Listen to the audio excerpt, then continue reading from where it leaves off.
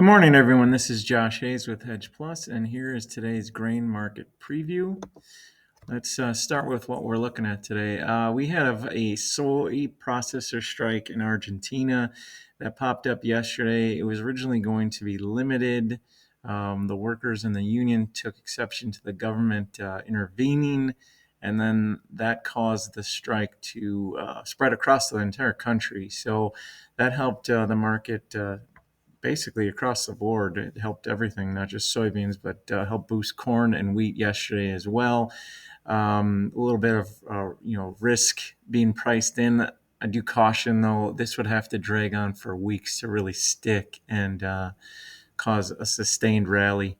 If this thing ends in a day or two, all the gains we saw yesterday from it would be given right back. Um, Wheat market definitely saw positive exports yesterday, market year high. Comes at the same time that Russia is continuing to lower its forecast. So we're at a recent high for wheat right now, or what we saw yesterday at least, and definitely some momentum building in that market.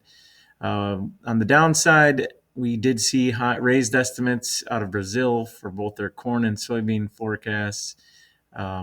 Weather has really improved there in the recent weeks, and that's helping them build their forecasts. They're coming back in line with the USDA. USDA always seems to project high for South America, and the recent pattern is typically the forecasts end up being pretty accurate. So USDA hasn't really budged. They wanted to give weather some time to straighten itself out.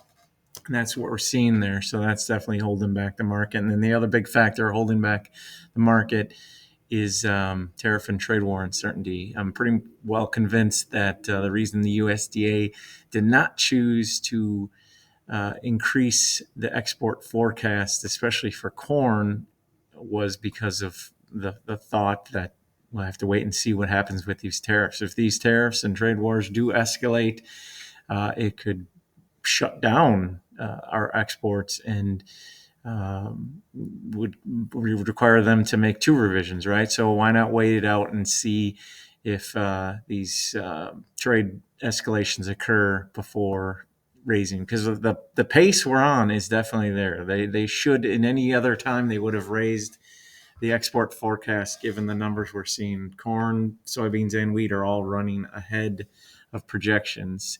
So far, everything that's been talked about with trade war has just been more scare than anything than actual reality. These countries keep coming to agreements, or Trump keeps putting things off.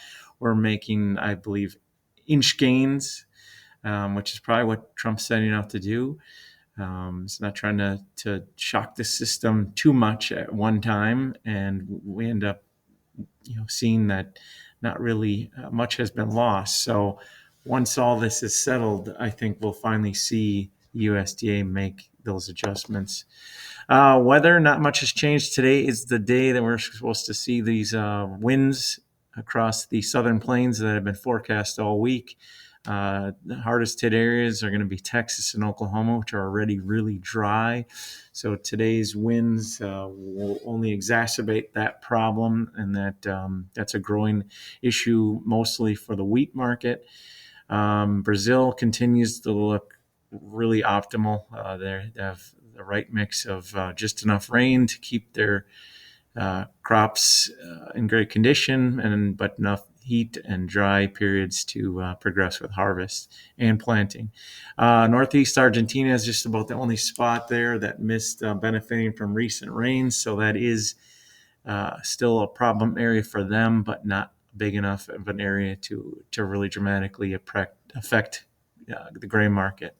And in Russia, they are expected to get a little bit of rain relief here in the next 10 days, but it won't be enough to solve their issues with dryness that they have there.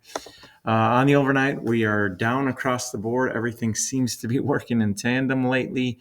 If one is up, they're all up. If one is down, they're all down. Soybeans probably benefiting the most as far as not being down as much as corn and wheat. probably because of that processor strike going on in Argentina. But we'll see what happens today. And thank you all, and we'll talk to you again on Monday.